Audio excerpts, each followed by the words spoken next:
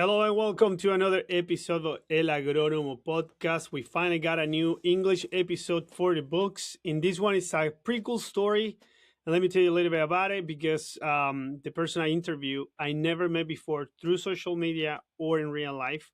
We just connect after I saw her video online and I start shooting texts to invite her to the show because she have a pretty cool story here in the northern California with her farm and how she learned to do all the things she's doing. And obviously, you're going to find out more when you listen to this episode. So we're going to welcome Kalan Redwoods. I hope this time I say her name right and enjoy her story. Hello and welcome. Can you hear me now better? Yeah, I can hear you All fine. right, perfect. We fix all the little bugs that normally I fix at the beginning of any project because it's always tricky. Yeah, definitely. Well, it's a pleasure to meet you for the first time ever. Thank you for answering all my messages on Instagram and accepting coming to this show. Yeah, no problem. It's been interesting because all of a sudden I think I got popular, or I've been on social media more. So you're the third podcaster who's contacted me in about 3 weeks. Oh, wow. That's awesome. Yeah. That's really good for you. That's perfect. Yeah, it's funny. It's funny.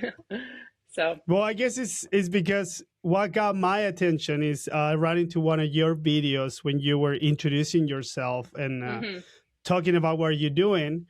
Also, you are in California, so say, okay, I need to contact you. I need to learn more about your story and what are you doing. So yeah, that's my reason to contact you. I don't know the other guys. Yeah, I don't know either. Probably similar to this one. Yeah. So let me tell you a little bit about this project. Obviously, my idea is to know more about people in agriculture and also the story of the people behind the profile, in this case, Instagram, and how you end up with your company. Obviously, I want to know more about what you're doing, how you start, and everything. So even for my surprise, when I was doing a little research about you, obviously, I got your name, Kalan. I don't know if I'm saying it right. Kalan. All right. And then your last name is Redwood. Yeah. Yeah, that's awesome and consider a big coincidence because you are in the Redwood area in Northern California, right? Yeah, it's my married name. So I married a man from New Zealand, and so his family came from England and brought the name to New Zealand. And then he came to Northern California and met me. And so that's how we have that name. It's not like in the Redwoods, right? Yeah, we did travel through the Redwoods together. It was actually really special to take his family over to Humboldt to the redwood trees when we got married. We did that back in 2006. But we actually live 3 hours inland. We live closer to Lassen National Park in Shasta County. Yeah, I put not your address, but the area where you are from me is 10-hour drive. We're pretty far. Okay, where are you? I'm in Lake Forest, Orange County. Okay. Yeah, that's a whole nother world. People often assume, when we're over here in New Zealand, California, the beaches, but it was snowing last week where we live. So yeah, it's funny because I have a friend too. One time she asked me, why you're so far from the farm area in California? And it's like, did you ever check the California map? The place is huge. It is. That's what people sometimes, I think, forget. And they get a lot of influence by the TV shows and stuff. So yeah. All right. So I want to learn about you. You grew up in California. How do you end up in California? Yeah, sure. I grew up in Redding. So that's really near where I live now. My parents moved to Redding from Humboldt County to be teachers, back in the 70s. They grew up in Humboldt County. And so I grew up in Redding, California. It's one of the hottest places in California in the summer. It's pretty brutal. That's close to the Death Valley? No, Redding is just an hour from where I live now. It's 2.5 hours north. Sorry. Yeah. But it's very hot. It's, regularly 105 to 110 in the summer. I think Wow. two years ago got up to like 119, and it doesn't cool off Whoa. much. It doesn't cool off much at night there, so it'll still be 95 at 11 p.m. In Reading. So we're up in the foothills Why now. is It gets that? better. That's not desert, right? No, but it's like the very tip of the Central Valley. Like if you look at California, it's this huge valley, and so Redding is literally Yeah. at the very northern end of it, and I think everything just gets trapped there. Oh. Um, yeah, it's really hot. It's known for that. I mean, in the winter, it's cold and rainy. And they actually had some snow in Redding last week too. But Yeah, yes, that's it was a big storm last week everywhere. hmm It's crazy. exactly. So yeah, that's where I grew up. Just kind of did normal stuff. Did a lot of 4-H as a kid, which is sort of agricultural based. But I definitely had no intention of being a farmer when I grew up. So that surprised me too. What is that for age that you mentioned? It's like a school program? 4-H, it's like a agricultural program for youth, but it's more of a leadership program that uses Mm-hmm. agricultural to development youth leadership, and it's developed by and run by the UC California system. So there's like ag Yeah. extension, yeah, agricultural extension offices in all the counties, and they run 4-H, and so they wear like little white uniforms with green hats and little scarves and things, and they show their pigs. I raised pigs and showed them at the fair and that kind of stuff. Yeah. Did like Now that you sewing. mention it, yeah, I heard it before because I was doing a volunteer program for UC Irvine here Okay. close to my house. And they have the program now that you mentioned. Yeah, and Yeah. then I think last summer we went to the Orange County Fair and we saw those kids showing the pigs, the Yeah. horses, the cows, and everything there. That was pretty Yeah. cool. Yeah. All right. So Exactly. Yeah. No, 4-H is great. Like our family was like we didn't really do much religion, but we did 4-H. I say we kind of did 4-H like it was our religion. no, that's cool because it's a great program to keep the kids in connection with agriculture and kind of learning hmm about this world at a young age. So that's perfect. So what did your parents teach when you were Yeah, growing up? my mom, she was a visual arts teacher. She had probably one of the most amazing like middle school art programs, I'd say, in the state. Like she had her kids doing ceramics and like having like a torch to make like silver jewelry. They made rings. They did woodworking. They did like painting and drawing too, but like a lot of really awesome like Oh yeah, hands-on that sounds multimedia. fascinating. Yeah, Yeah, absolutely. yeah, yeah. She did that for like 30 years. And so I grew up doing that too. And my dad was like a computer science teacher at the local community college. Oh, nice. hmm Perfect. Both hmm teachers. That's really good. Yeah, yeah. So, all right, you grew up in the area, your parents were teachers, and how do you start getting all this approach to farming? Well, I went. What do you study? Yeah, yeah. So I went after high school. I traveled in a program called Up with People for a year, sort of like a gap year. It's like this musical performing arts program that you travel around and do this performance together. So I did that for a while. I finished my general education units at the community college at Shasta College, and then I was a transfer student to UC Santa Cruz. And there, I was a language studies major, so that's where I studied Spanish, and vivía en España para un año. So, Oh, yeah, yeah, you mentioned you speak Spanish. yeah, yeah, yeah. Probably not well enough to do this interview, or I would be a lot more awkward, but And probably you have the Spanish accent with the right? yeah, I did learn that while I was there. Yeah, I've dropped that again though. But Yeah, because in yeah. this side, I don't think people will understand that much that Spanish here. The Mexican influence is so big. Oh, I know. Yeah, no, it was interesting too. And they in southern Spain too, they drop the S's at the end of a lot of words, like Oh, that's like the gracia, Chilean Spanish. yeah, gracia, no quiero más. They just like it's kind of sloppy. It gets pretty sloppy. Yeah, um, that's how we speak in Chile, actually. We say, oh, okay, gracias, ¿cómo está okay. ahí? Yeah, yeah. It's- Okay. are you Chilean? Yeah, I'm Or from your Chile. Yeah. families? Yeah, yeah, awesome.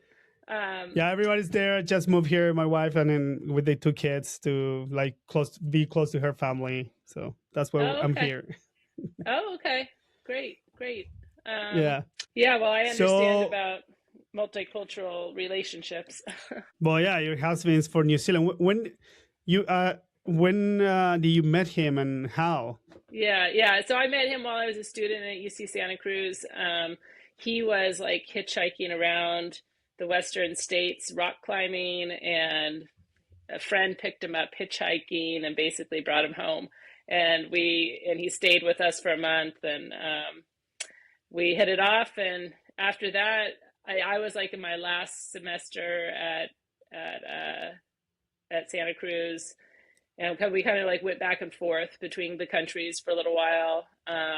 Oh But it was wow. my first time when I went over there. I He had a big garden going, and I remember I was so impressed. He was like growing this tons of basil, um, and then he came back here for 3 months, and then I went over there again for 9 months. And his parents gave us like they let us put in a garden on the back, like the back area of their property. Basically, they were like, "Okay, you want a garden? Go for it."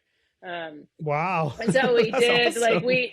we had just like when I was at Santa Cruz, I had started gardening a little bit and taken some garden classes. And I don't know if you've ever heard of like John Jevons, and like their biointensive gardening method. They used to have a big like demonstration garden up in like the Willits area with that seed company, Bountiful Gardens, I think was the name.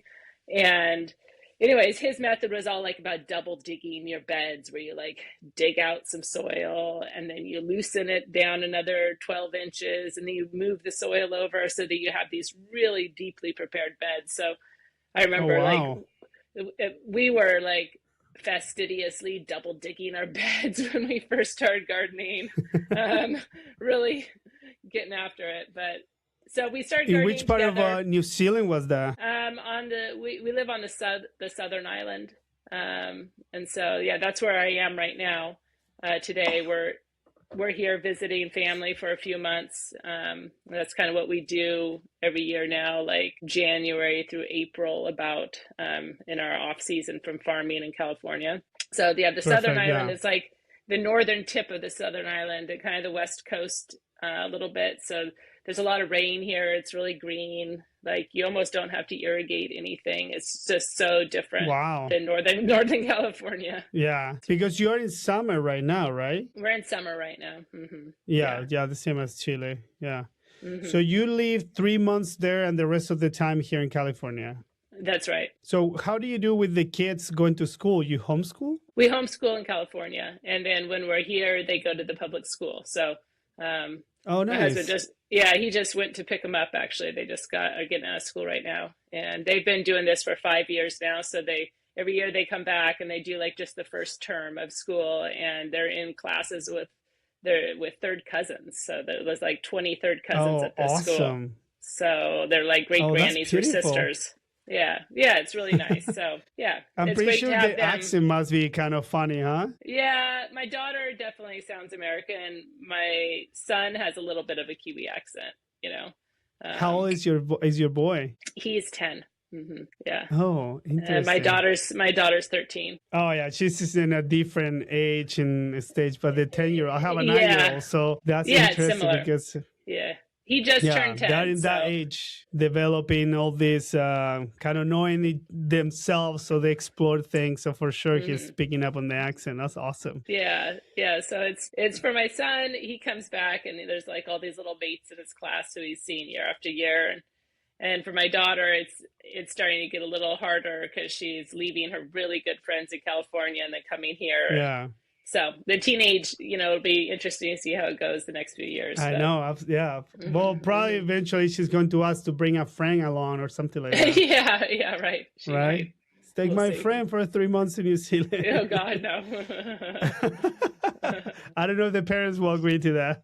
Maybe a week. All right. So tell me about your project. When do you start? I guess obviously everything born there in New Zealand by growing your own vegetables in this backyard that hmm your in-laws Mm-hmm. let you guys have, right? Yeah. So then from there, we ended up settling in California. We bought some land in 2005 in Northern California, and didn't really know at all what we were going to do at that point. We just knew we wanted a rural lifestyle.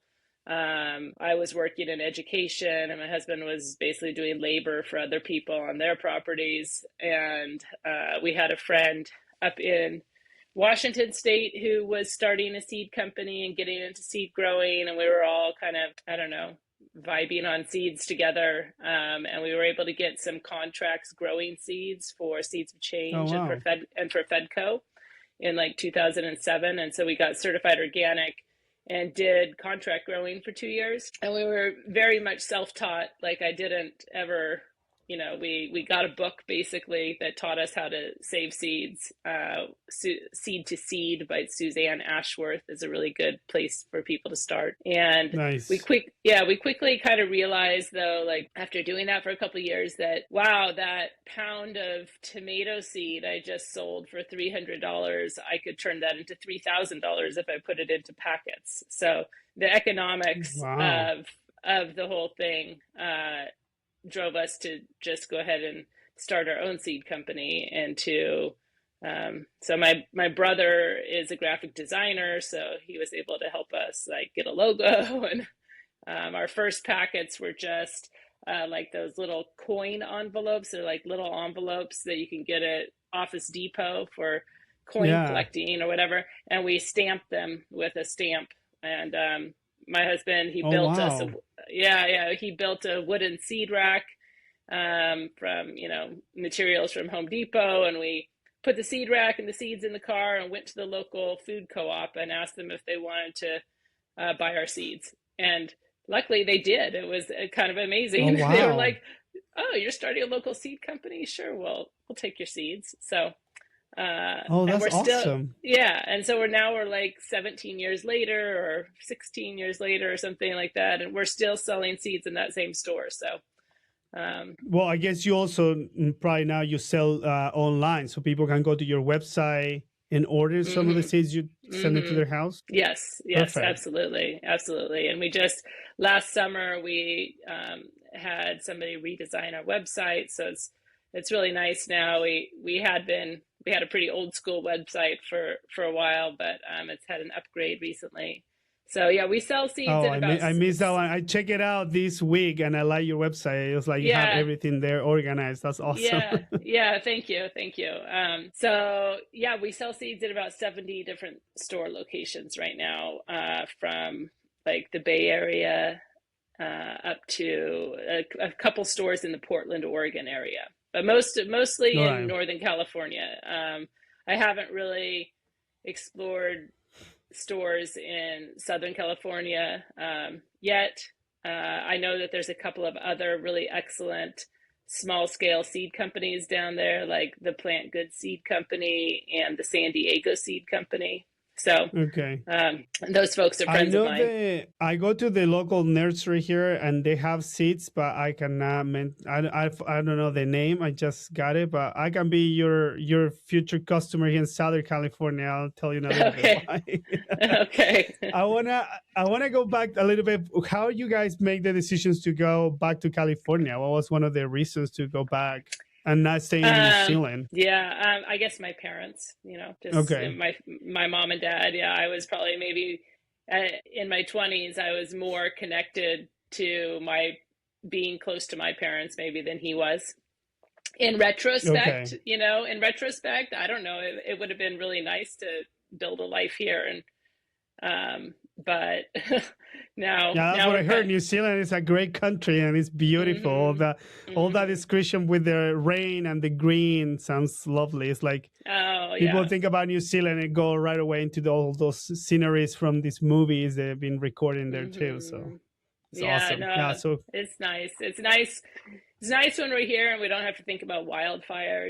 My son definitely has a little bit of like PTSD from the wildfires that we here experience in California, almost. right? Yeah, in California. Like 2 years ago, we had to evacuate. I don't know if you guys heard about the park fire. I mean, there's always a big fire, but Probably. Yeah, the park fire like started in Chico, and like it it burned like 40 miles through the mountains towards us in like 3 days, and we had to Ouch. evacuate. So um yeah, so it's nice when we're here because there's no fire. That's uh not a thing there. no, not really.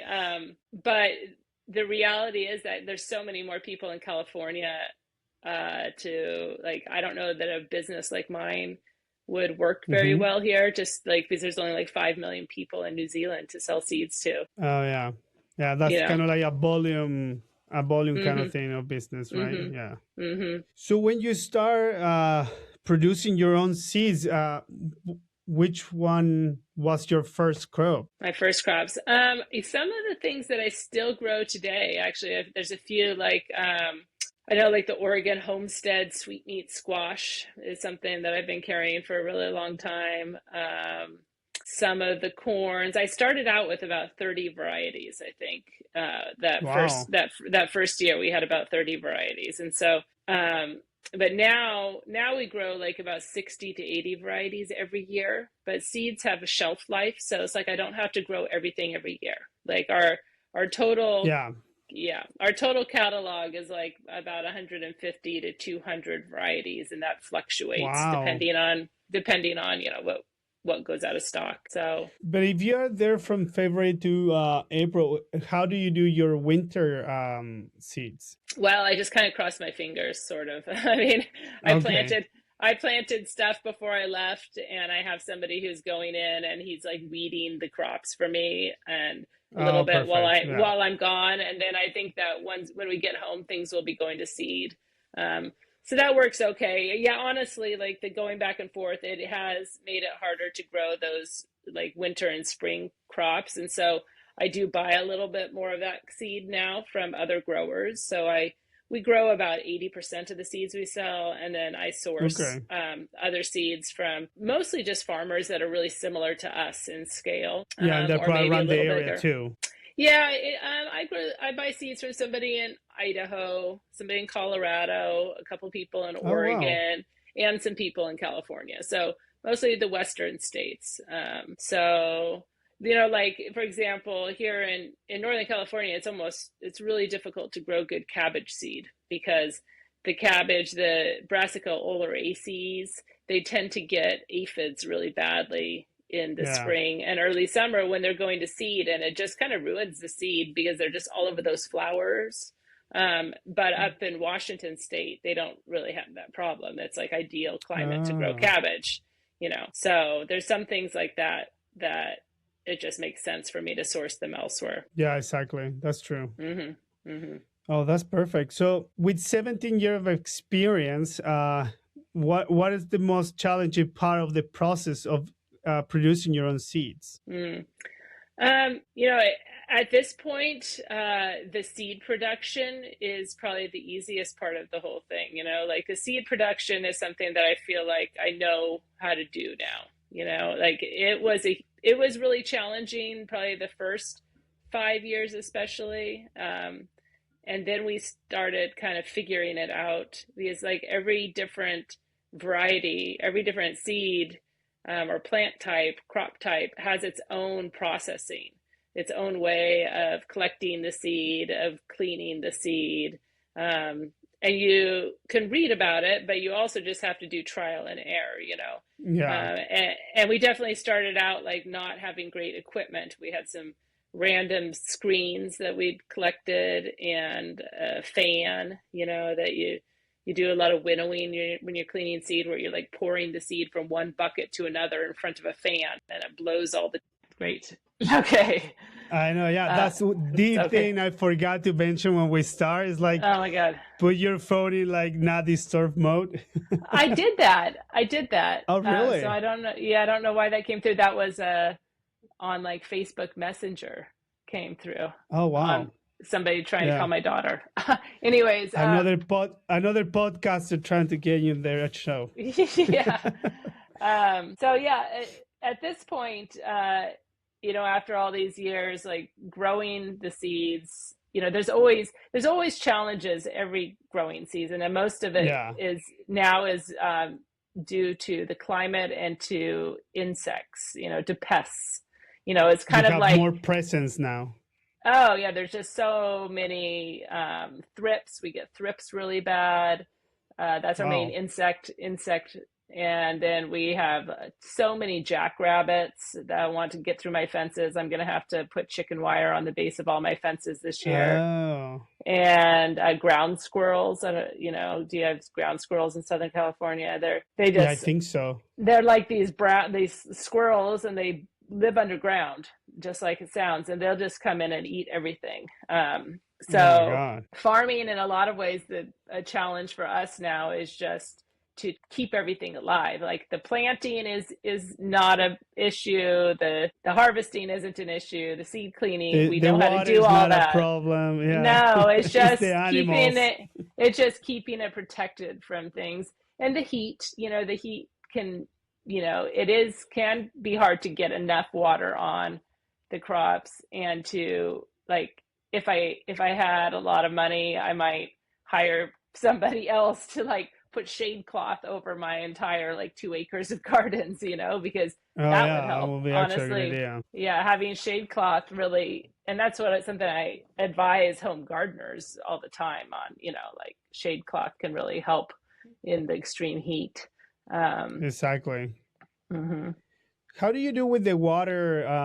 How the water works in Northern California? You can just go and build your own well, or there is restrictions. There is rights that you can use. How that the Mhm. water work situation works? Mhm.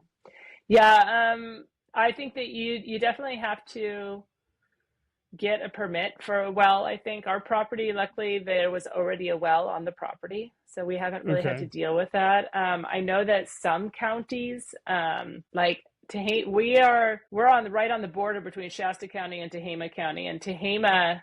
We're in Shasta, and Tehama has started some kind of groundwater reporting mandate, like mandating that well owners put, I don't know, some kind of monitor it, Device. some, Yeah. yeah, some kind of Normally they do device. like some device in the pump. They count how much water are you taking out of the wells. Yeah, Yeah. I saw yeah. So those no, before. yeah, no, we're kind of lucky with that right now. I mean, we don't have a water bill, so beyond all the infrastructure we've set up around it, and we do actually have a water right as well. There's a creek on the property, so we can take water out of the creek as well. And that water right tell you how much you can take, or it's like Yeah, no, unlimited? How that work? it's an inch. It's measured in inches. It's called a miner's inch. And it's like, I think that comes out to about like 9 gallons a minute or something like that. It's not a lot, but I might be off on that. It's an old way of measuring things. Like our town, it's more of a community. There's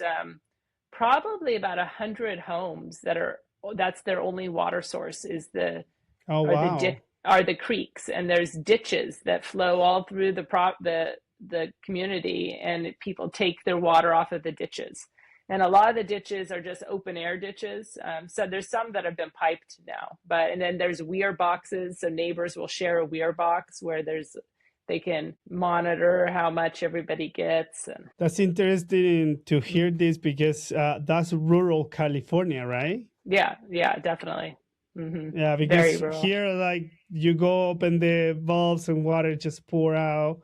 And that's back to what we said at the beginning. It's like a different California people don't see in movies and TV shows. Yeah, definitely. Because Yeah, it's very rural. so you get the water, and I got lost in because the It's what you okay. mentioned about the inch is I was Hmm. thinking back in Chile they do something similar, but they call actions. Like it's kind of like a stock, like in the stock market you get actions. That's how they do it in the rural Chile too with the water. You Hmm. have rights and you have actions, and this action later they are equal to certain amount of liters per second or Yeah. something like that. So I Hmm. got stuck thinking about that too. Yeah, yeah, Very yeah, similar definitely. to. Yeah, yeah, All right, it's so you get similar. your water. I want to go back a little bit to when you were describing at the beginning of your farm. You mentioned it was challenging, but I want to push for the hardest thing you can remember, besides obviously the equipment. Maybe in the picking out the right varieties, or the pets, or challenge. that you remember, like, oh, I make this mistake 10 times, so Mm-hmm. I don't know, Mm-hmm. something like Mm-hmm. that you can Mm-hmm. share. I think that there was a point where I was pretty discouraged early on with seeds. I was like, how could this be economically, um, something that we could do? Because it takes me so long to clean, the seed. Like I remember that, especially with like lettuce seed, that it was taking me hours to just clean like a couple of cups of lettuce seed. Wow. And now I can do that in like 10 or 15 minutes. So it was just one of the, and I think, I said that to I had a friend who I was like, oh my gosh, this is a ridiculous thing to try It's to make a appreciated, living yeah. doing, because it's just, how are you going to separate this little fluff from the seed? So that, that's, that I think was probably one of the hardest things, is just the learning curve associated with how to actually clean the seed. Like growing it's one thing, and even the harvesting it, but like separating all of the chaff and the tomato guts and everything from the seed is challenging. Yeah, because yeah, you're right in the sense that if you want to produce seeds, you just put your vegetables or fruits in the ground, make them grow, and you just wait for the cycle to finish. Like the broccoli, Yeah, let it be until all the yeah, flowers pop up. yeah, The same with, I don't know, rucola or lettuce you yeah, mentioned. yeah, Tomatoes, like harvest when they're yeah, done and squeeze and clean the yeah, seeds. yeah, Yeah, but yeah, then the yeah. separation is It's the separation that's the hard part. Like it's really different from vegetable farming, because in vegetable farming, it's like you're always harvesting, you're always planting new ones, you're always like hauling your stuff to the market. But with the seed crops, it's like we usually plant all of our stuff like about May 20th to June 10th, June 15th. And we plant pretty late because we live at 2,500 feet up in the mountains, and so it you can it can still frost on like May 15th. exactly, yeah. So so we wait, because since I'm not trying to like get my tomatoes to the market to be the first person to sell tomatoes at the market, it's like I don't really care if my tomatoes don't show up until the end of August, or Yeah, it's exactly. okay. Because Yeah. But it's like, you're so just we going to just, destroy them later, not consume yeah, them. yeah, exactly. So like we plant everything, and then I say to people, we just kind of sit back.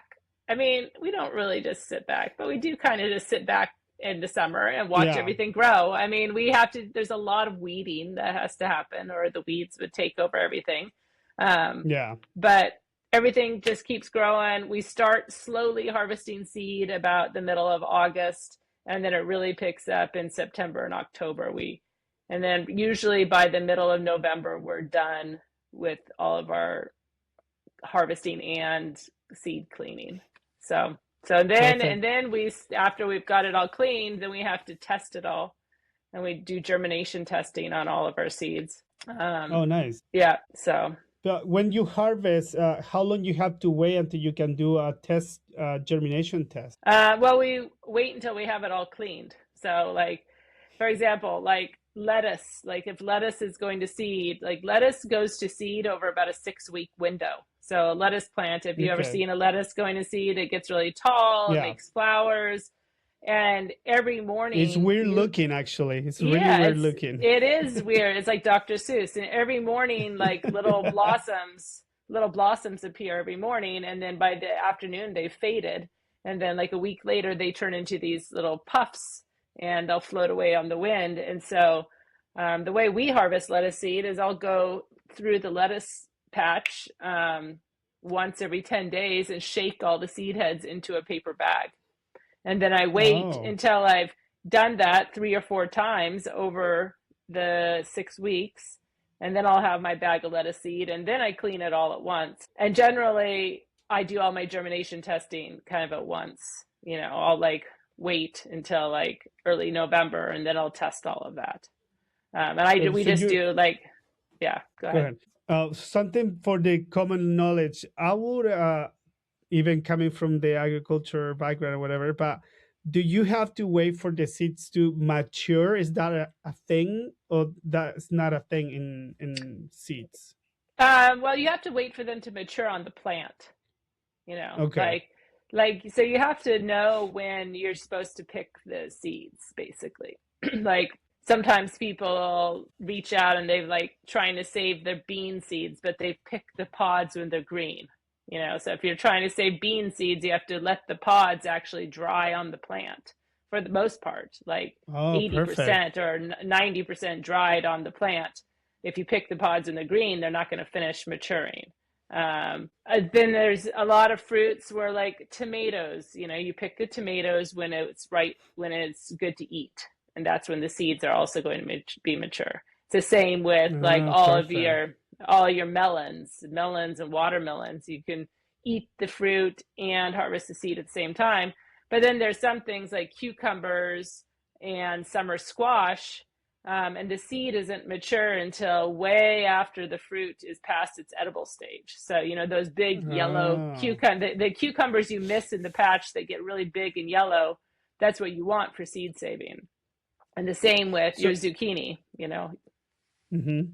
So I guess that's another thing. Probably experience give you that because probably you Oh, yeah. harvest your cucumber too early and say, "Oh, nothing is popping out now. So what did I do wrong?" That kind of thing Yeah. probably happened too, right? Yeah, absolutely. I remember this one time was I had this beautiful crop of jalapeno peppers, and that was like, sweet, they look so great. There's like the plants are loaded, they're so nice and green. And so I went through and picked all these green peppers. And then I realized, oh, you have to let peppers get red before the seed is ready for harvest. Yeah. And so yeah, I remember feeling like a real dunce about that. And the other thing that's sort of like that, but it's also a challenge, is just knowing what varieties are going to cross pollinate each other. So like Oh. that's a big part of what we do every year. Is like I have to really kind of map out where I'm planting what. So we don't have just one big 2-acre garden. We have 6 gardens, and they're spread out over our 40 acres so that we don't get cross pollination with our seed varieties. So we can isolate through distance. So I can grow one kind of corn in my lower garden and another kind of corn in my upper garden. I can grow one kind of zucchini down in my lower garden and another kind of zucchini up in my upper garden, and don't have to worry that bees will fly back and forth and cross Yeah. pollinate the crops. Um, so and to know that, you really do have to like do a little bit of studying on seed saving and learn about scientific names, because the rule of thumb is that crops that or vegetable types that have the same genus and species may cross pollinate, but if they just share a genus, they usually won't cross pollinate. So like all cucumbers will cross pollinate with each other, Oh, um, wow. for example. So like I do remember one time I think I was growing bok choy and turnips, or maybe it was Mizuna and turnips, and I was like, Mizuna and turnips, they're definitely different crops, but they actually have the same scientific name. They're both Brassica rapa. And so Oh. I totally accidentally cross pollinated those and What's wasn't able it? to sell the What's it? seed. Okay, so for somebody who's listening, what's the problem with the cross pollination? Mm-hmm, mm-hmm. I've kind of changed my mind a little bit on this over the last few years. There's not really a problem with it. Like, there's a problem with it for me, who's like trying to sell somebody seeds and tell them this is pineapple tomato. So as a seed Oh, seller, perfect. I don't want to like sell them pineapple tomato, but it's actually like been really badly cross pollinated with Cosmonaut Volkov. Tomatoes a bad example, because tomatoes actually don't cross pollinate very easily, and neither do Mm-hmm. lettuce or beans or peas. They're what's known as self pollinated crops, and they're the easier ones to start with. But like all your squashes and your corns and your brassicas, um, those can cross pollinate really easily. And so for a home gardener or a home seed saver, if you get a little bit of cross pollination in your crops, like if you're trying to save seeds for yourself, it's not necessarily a big deal. In fact, it can like Yeah. bring more genetic diversity to the seeds that you're saving. So especially with like the seed library movement being so big now. Like people should just go for it and try to save seeds, I think, and not be too hung up on cross pollination. But they should know that if you want to get really true to type seeds, then it's worth it to get a book, or I have a YouTube channel that I have like 2 videos on, and there's an hour seed saving class on there that I've recorded. But to learn the basics of how to keep your crops from cross pollinating. Perfect. So Yeah, so it's not a problem for if I do in my house, but obviously for you, they're trying to sell seeds of specific variety is yeah, become an issue. What I'm going to change the subject a little bit because yeah, I'm reading my notes pretty quick here. yeah, One of the things, and then you mentioned it when I was reading in your website, something called the Open Seed Source Initiative. What is yeah, that, sure. and how apply, or how do you? Yeah, I don't know what it is. yeah, yeah, yeah. So what it is, it's an organization, it's a nonprofit that has been created kind of in response to large corporations taking over seed production worldwide and trying to control and patent traits and varieties.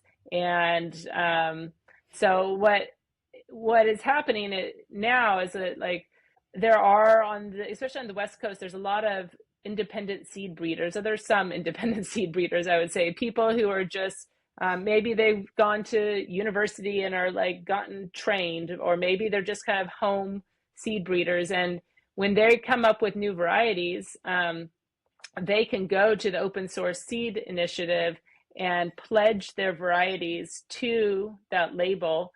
And it basically states that they are open source seeds, that anybody can use them for breeding material, and that Perfect.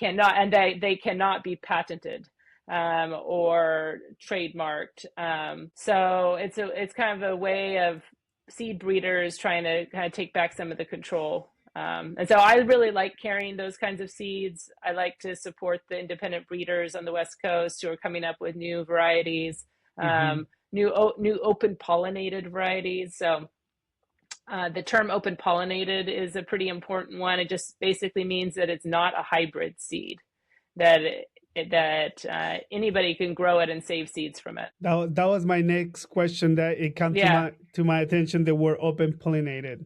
yeah, Yeah, that's yeah. awesome. So Yeah, yeah, it really just means that like you can grow it and save seeds from it, and it'll be true to type if you follow the seed saving rules. But like yeah, a lot of times I've had people, they're like, oh, I got this really great cantaloupe at the farmer's market, Kalan, and it's really a great variety, and I saved the seeds from it, and I'm going to plant them next year. And the truth is that even organic farmers use mostly hybrid seeds, and so probably that melon is a hybrid. And if you try to save yeah. seeds from hybrid vegetables, they will not produce true to type, which it is or isn't a problem. It's however you How look at go? it. Yeah, exactly. But yeah, if somebody, because the cantaloupe example is perfect because last year I bought one, the same thing. Oh, it's so sweet. I saved the seeds, but I don't know if I'm going to be successful later when I Yeah, put I those mean, seeds back in the ground. yeah, because what happens is like a hybrid is what's called the F1 generation. It's like the first generation after the cross has been made. And the thing that's not cool about hybrids is that like big corporations basically own the secret of their parentage. And so only that corporation can make that seed, and then they sell it to everybody else. So if they decide to like stop making that type of, then farmers like lose that variety. Um, so yeah, so when you plant those seeds that you've saved, you'll see the F2 generation, and so you will start to see traits from both parent lines show up. So you could Yeah, have a really nice sweet one that's just like the one you ate last year, or you could have a little teeny one, or like a different colors, or and exactly. Yeah, that's true. seed breeders do that on purpose. That's how people breed new varieties. They make those crosses, and then they keep growing them out and look for the traits they want. and select for those. Yeah. So when you buy seeds, in this case from you, from whoever other company, that's the guarantee. I'm going to get that sweet cantaloupe ISA last year, right? That's the Yeah, only that big difference. yeah. hmm Okay, And yeah. So also, if also like because I am growing a lot of my own seed, like most of my own seed, it also is different than a lot of the bigger seed companies, or even the organic big seed companies. Most of them are sourcing their seeds from all over the country, and in some cases, all over the world. Um, and so you never know where your seed was growing, but by yeah, reaching out and looking for a local or a regional seed company, um, a lot of the seed I carry, I'm looking for drought tolerance, I'm looking for resilience in heat. Um, I'm also like often looking for short season varieties, things that are going to do well on the coastal climates or in the mountains. So, and I do believe that there's an amount of adaptation that happens with seeds. Like I've been saving my seeds generation after generation in this really hot climate. And so I'm yeah. selecting for the plants that are doing better in my climate. Here I'm going to connect with something I said earlier that I can be one of your customers down here because my business right now, something I'm trying to do here in Orange County, is let's say you hire me, I go to your house and I build garden beds, but to put vegetables, Mm-hmm. only vegetables. And the main thing is to go every week, make sure everything is going well, helping you with the fertilization, control pests, and whatever. And Mm-hmm. why I want to be your customer, because I already have issues with the local nurseries. I will not mention anybody's name, but I bought some lettuce from a client, Dana Point, here in Orange County. And that happened. And what happened with that lettuce, and instead of becoming a beautiful lettuce that you can eat in a salad, it flowered right away, Mm-hmm. really fast. And then with my next door neighbor, actually, we put broccoli and arugula and the same thing. And actually, yes, 2 days ago, I was over the fence looking at her vegetables garden because it's right behind my fence. Say, oh, let's see how that broccoli is going. And I saw all the flowers in the broccoli. Say, oh, come on, not again, Oh from yeah. a different nursery. So Yeah. I asked around, and one of my friends who work with vegetables say it's because those plants got stress during summer or during the process of germination to get the little plant before you put it into the ground. Mm-hmm. And that, because that stress, then the plant produce flowers before becoming something edible. So Mm. going back to Did what I you said, plant those? Yeah. Yeah. I want to get my seeds, do my own plants, and those plants Yeah. put it in whatever Yeah. customers garden beds, because Yeah. I Yeah. know all the traceability to Yeah. those people eat their vegetables. These seeds come from your farm or whoever Mm-hmm. farm I know. The plants I make it myself, so I kind of Yeah. guarantee 90% success. You're going to enjoy those Yeah. vegetables. Yeah. Now that's a good business model. And then you're like kind of, you're not having to buy plants, you could that's it's funny because I do similar work here when I'm in New Zealand. I garden for people and have thought about Oh, kind of nice. doing like a weekly garden service, because I've realized after 20 years of doing it, it's like, oh yeah, I'm pretty good at gardening. Know how to do Also, that. yeah. I can do Well, that. I'm like you at the beginning, because my expertise was fruit trees like avocados, Oh, orange. okay. That's where most of my Uh-huh. knowledge.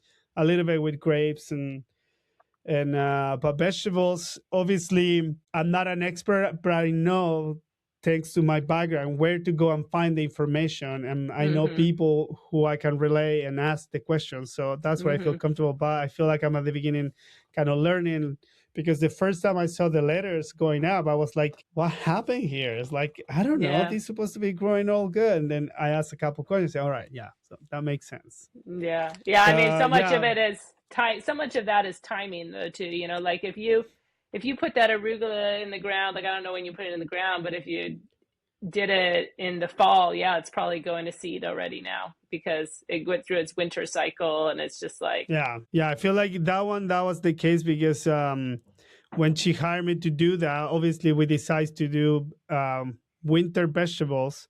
Arugula was one of those, but yeah, we were way past the middle of the winter. So obviously, right away, plus all the rain and the cold, the plants right away say, Hmm. "Okay, let's go get some flowers now."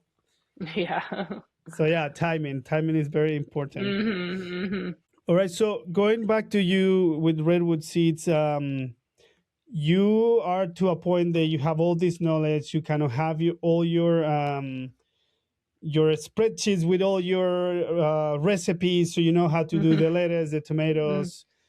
What's in the future for you guys? Where you want to go to more stores? You want to grow Hmm. and land, or I don't know. Tell me a little bit of your Yeah. futures. Yeah. Yeah. Yeah, I could say my current challenge really is just to grow like our website business. Like I'd like to direct more people to our website. And I could take more stores as well. I could probably handle maybe another 20 or 30 stores. I have a part-time employee who does a lot of my seed packing and she does my shipping. So I'd love to be able to keep her busier and provide her with more work to do. Yeah, Those are kind of like the challenges of running a farm business is, just learning to be in business. I got the farming pretty figured out, or at least the way we farm, I have it figured out, but it's constantly kind of a learning curve. I'm often taking like marketing classes, or I've hooked up with the small business development uh, district up here in the Women's Business Center, and they offer like how to make reels and how to do this. oh nice, yeah. I'm my own marketer, my own bookkeeper, my own like just sort of wear a lot of different hats in the business. So I would love, I'd love to double the amount of seeds we sell every year. That would. So you're planning on doing more social media, like creating more reels, like go full in with your website and Mm, Instagram yeah, page, I'm working YouTube on that. channel, something like that. Yeah, I don't know that I'm gonna do YouTube too much, but yeah, I get my problem with social media is I just kind of get sick of it after a while, like so I'm kind of Yeah, honestly like looking at social media more as like part of my job now, like the last 4 months. Like obviously you found me because that reel is boosted, I'm like actually paying, I have some yeah, paid advertising going on. And I've yeah, realized that like paying for a little bit of advertising, well, now I have like an extra 2,000 followers over 2 months from that, and so yeah. it's worth it because um, it's a way to introduce myself to more of an audience and more people. So I'm approaching social media as a way for people to find us, and then we also I send out like an email newsletter about once a week, usually on Nice. Saturdays, full of a lot of like gardening tips and garden advice for California. And also I Oh, often do like perfect. seed saving information on there. So yeah, there's a pop-up on my website. You can sign up on that. And I like the email connection because people often write me back, and it's a little more personal, taking it off of social media Yeah. into a different space. And but I'm always available. Like if people reach out and have questions, I write people back. Perfect. That's awesome. Hmm. Yeah. Yeah. Because that's what I noticed. And that's when my idea come to life, because I noticed the people is interesting about this stuff, like growing their own vegetables and Hmm. having a little garden and putting their tomatoes in the season. So the people want to know more and want to do this on their own. So that's awesome. That's when Hmm. your business come in handy too, because instead of buying from the local nursery, you don't know those things where are coming from. Going to your website or sending you an email, that will be much better because you feel you're buying or you're Hmm. paying. I don't know how you say that in English, sorry. But yeah, Yeah. you're getting what you want for real, and instead of Yeah. guessing, Hmm. Hmm. I have another question before I forget. When you harvest all your seeds, what's the unit of measurement? You measure your crops by pounds, or Mm, how's that? How do you know the part? yeah. I don't know, that Yeah. the kind of money Yeah. thing to know, okay, we are profitable because we're having Yeah. 10 pounds of seeds. Or Yeah, for sure. I measure in ounces usually. Like that's what I record in my database is in ounces. But things that I've made like a lot of pounds of, then I think of it in pounds. Like sometimes I'm like converting it back and forth. But because I grow like a lot of like flower seed as well now, so that's like often a lot lighter. Or like tomato seed is really light, pepper seed. So those it makes more sense to think of as in ounces. I know some places do grams, which even makes more sense for really small seeds. But yeah, um, yeah, that's how I do it. And because we don't sell seed in bulk, we really do cater to like backyard gardeners and maybe small farmers. Because I don't sell a pound beet seed, I sell like yeah, 75 seeds in a packet. And that's the only way it's economically doable for us. Like yeah, people who are selling pounds and pounds of seeds in bulk, it's because probably a combine has harvested it. It's like growing on yeah. a really large scale. So And they are that probably hybrid. They have these restrictions. You cannot keep a, yeah. So probably that's not yeah, really, some of it for sure. I mean, there are big seed companies that are growing organically and in a good way. But yeah, that for us, like if I were to sell like a pound of corn seed, well, I've only got 10 pounds of that variety. So, uh, okay, yeah. you You know, have to sell it for. So, hmm you mentioned that you're doing a lot of flower seeds. How is the process to produce the flowered seeds? How different is from vegetables? hmm No, it's pretty similar. Flower seed production is something I've been getting into more and more in the last few years. And it's kind of amazing to see how much people want flower seed because I would say it's almost 50% of my sales on the website now, Oh, maybe wow. it's like people love flower seeds. And so I'm growing a lot of like right now, I'm growing a lot of the basic flowers. Like I do a lot of zinnias and cosmos and straw flowers, sunflowers, uh, and so there's a learning curve that every time I do a new flower variety, it's like okay, how do I clean this? But now Oh, yeah.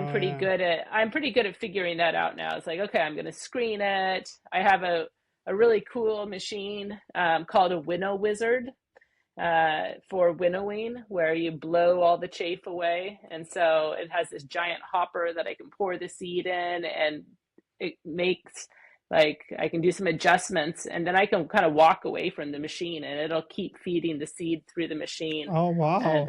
and clean it. Yeah, so we have better equipment now to do that kind of thing. But yeah, growing flower seed is fun. I like it. It's so beautiful. And the last 2 years, this will be the third year I've been working with an organization called the Organic Seed Alliance. They're based out of Hmm. Washington State, and they support organic seed production all over the country. And we've been working on a flower trial where there's like 6 farms, and we are all growing the same varieties of flowers. And we have weather stations set up. So we're like recording what our climate's like, and then recording all of the data, like our seed yield, like how many plants did we plant? What was Oh, our perfect. spacing? Like, what was our yield? And so we're trying to get an idea of like what flowers grow best in what climates and what the seed yields would be, really to inform new seed growers. Like, is this something that's economically feasible? Or like, what price per ounce or per pound would you need to get for Cosmos seed to make it Oh, wow. That's an viable? interesting So project. yeah, it's grant funded. So it's been something that I'm paid to do, but have also really enjoyed participating in. Absolutely. Hmm And now I forgot my question. It's okay. What happens to this? I have too many in my head, and oh, I really lost it. It's okay. No worries. Yeah, it's all good. Oh, bummer. Okay, so oh my god, I hate when this happened to me. It's because I'm having fun and I'm enjoying this conversation, and then more questions But you're come to my thinking head. too. Yeah, yeah, I get it. I know. Uh-huh. I'm paying attention, that I don't write it Yeah, down.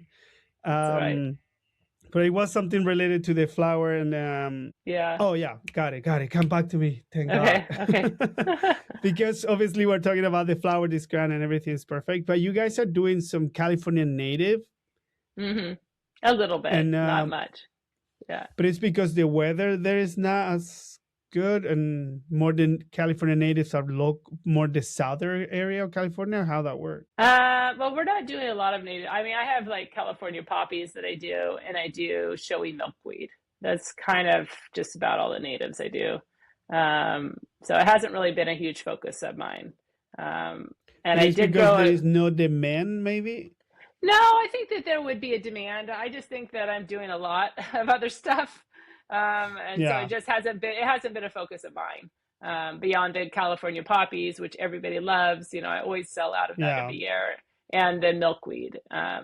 So, and I grow that because everybody loves the monarchs. So, yeah, Perfect. It's okay, but yeah, luckily yeah, that yeah. question come back to me. Uh-huh. For me, the California poppy have a funny name, and it's it's a weird name, but it's one of my favorites because it's Echicholsia californica. It's like Yeah, hard to yeah, say yeah. the name. It is hard. So every time, because funny story, down in Chile there is a lot of California poppies, the orange one in Yeah. the spring. And close to where we were living in the countryside, there was this the train tracks, and sometime of the year that trail track was full of California poppies Oh, everywhere. So beautiful. everybody was always stopping, taking pictures, Oh, nice. and Yeah. it was one of the first name I learned when I started studying agriculture. So I Well, have it's a interesting that special it's love for down that there. flower. I wonder, It is is it well. naturalized down there, or is it native? I mean, is it all of the Americas? It must have been I taken don't there, or know if it's. I'm pretty sure it must be taken there, and yeah, then it thrive because the climate's kind of similar. similar. And then obviously every year they keep like getting their seeds spread Yeah. around because hmm they're all around the central area of Chile. I don't know if they're in the south of the north, but I know where I hmm was living, central area of Chile, we have a lot of those. All right.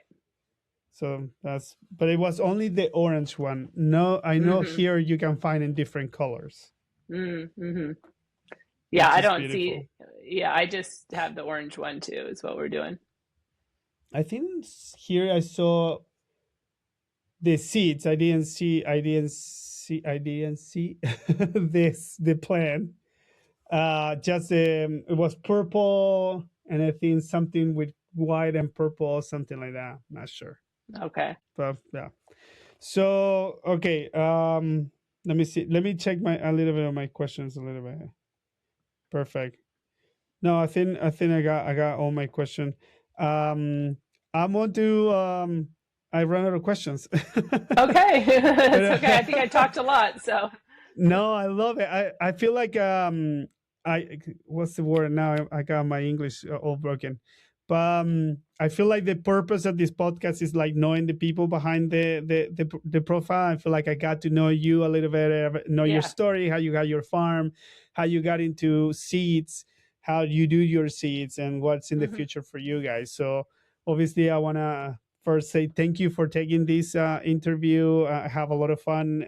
It's one of the first interview where when I didn't know that much about the person I was going to interview, but I feel Okay. like we have a fun conversation and I Yeah. asked the right question because now hmm go ahead. Yeah, no, it's been wonderful. Thank you. And you Felix or Felix or Felix, how do you yeah. I don't know. Felix? All That's right. the Yeah. California name. Felix in Spanish Yeah, is Felix. Felix. Felix. Yes. Okay. Wow. Thank you. No, this has been really enjoyable. So it's good. And it's funny when we were because I feel like we set up the interview through the chat in Yeah. Instagram, and we were talking and we set up a time and a schedule and everything. And then you say, "Hey, but wait a minute, what's your name?" And I was like, "Oh, I forgot to even introduce myself." And I You start you asking for an yeah. interview. It's like, oh my Yeah. god, Yeah. Yeah. but it worked out wonderful. So that's It's great. all right. All right. That's great. So I want to wish you the best of luck Okay. with your company, Redwood Seeds, and obviously, and as soon as my um, the spring get here, I'm going to get some of your seeds because I do want to try them Okay. and start Awesome. promoting all I All can. right. Well, it's March All in a right. couple days. I think spring's here. So Yeah. I know we I have can't this believe past it. rain and the weather changed 100%. Yeah. It's Yeah. all sunny again. So Yeah. fingers crossed Good. because sometimes I feel like March might bring one more rain. Yeah. Yeah, definitely. So, All right. all Well, right. you have a good And again, evening. thank you so much. You Okay. too. Have Thank fun you. and enjoy New Okay. Zealand. Okay. Thank you. Bye. Okay. Bye.